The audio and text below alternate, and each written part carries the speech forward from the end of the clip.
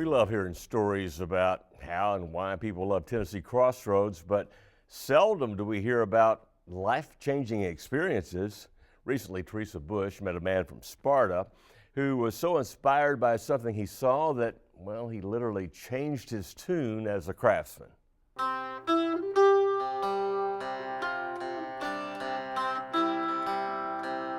Bill Lawson has never won any awards for his dulcimer playing, but if there was one for dulcimer making, he'd get top honors. In the mid-1990s, Bill retired from the timber cutting business, but he found himself still wanting to work with wood. Then one day, it hit him while sitting in his living room. I was watching Tennessee Crossroads, saw a man building a dulcimer. I said, I'm gonna make me one of them things.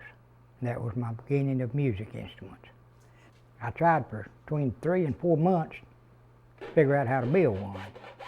And I finally figured out the basics of it, but I didn't have a fret scale. I found an old dulcimer that had a fret scale, and I went from there. What kind of research were you doing?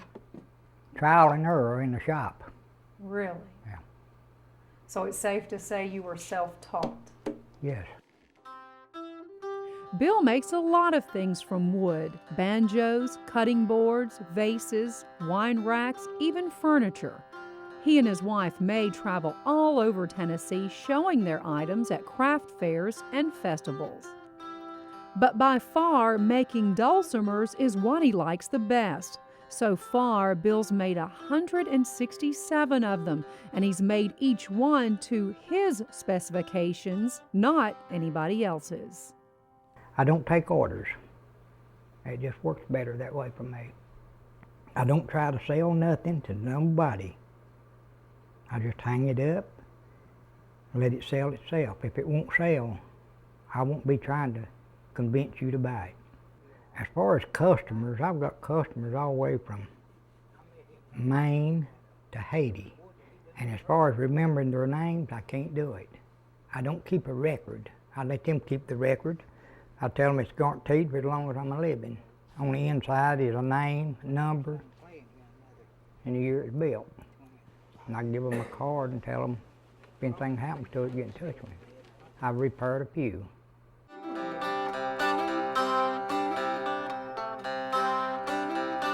Bill also taught himself to play the dulcimer. Despite losing part of 2 of his fingers while working with wood, he loves to pick, and he finds it very therapeutic. When you're real tired of a day, come in of a night, nothing went well, go off in the room, get your dulcimer and sit down. Troubles go away? I go away. Bill's woodworking shop is behind his house. He works mostly in the fall and winter because it gets awfully hot inside.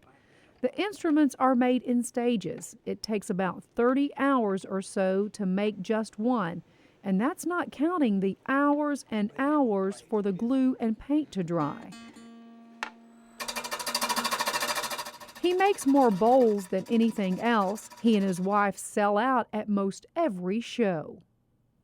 As you might expect, it takes a lot of big machinery to make things out of wood. Bill's workshop is made up of 3 rooms, and there's something just about everywhere you look. But over the years, he realized that there were a few techniques that he needed to do more efficiently and quicker. So what did Bill do? Well, he made 2 of his very own machines. One is for cutting the wood for the dulcimers into very thin pieces. The other machine is used to make the sides of the dulcimer. Both homemade machines save Bill a lot of time. See that? Don't that look just like the side of a dulcimer? You heat this metal, slam it down there good and tight, and then about 5 to 6 minutes you got a side that's done dried and bent. And you invented this? I just made it. I ain't had no invention. Bill still has the first dulcimer he ever made, and he gets it out on special occasions like our visit. He says he'll never part with it because it's a pleasant reminder of just how far his craftsmanship has come. And it's also a reminder of how it all got started years ago while watching an episode of Tennessee Crossroads. And now that Bill's on our show, maybe, just maybe, somebody will see his story and be inspired to make dulcimers too.